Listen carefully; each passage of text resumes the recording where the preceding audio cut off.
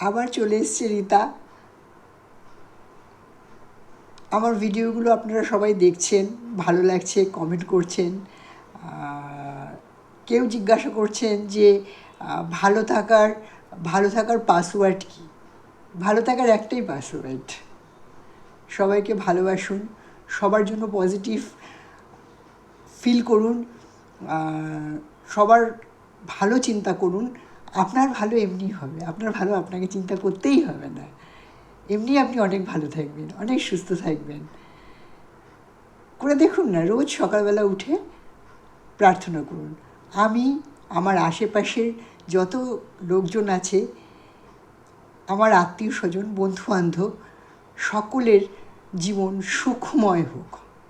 দেখবেন খুব শীঘ্রই কিছুদিনের মধ্যে আপনার জীবন সুখে সুখে ভরে যাবে।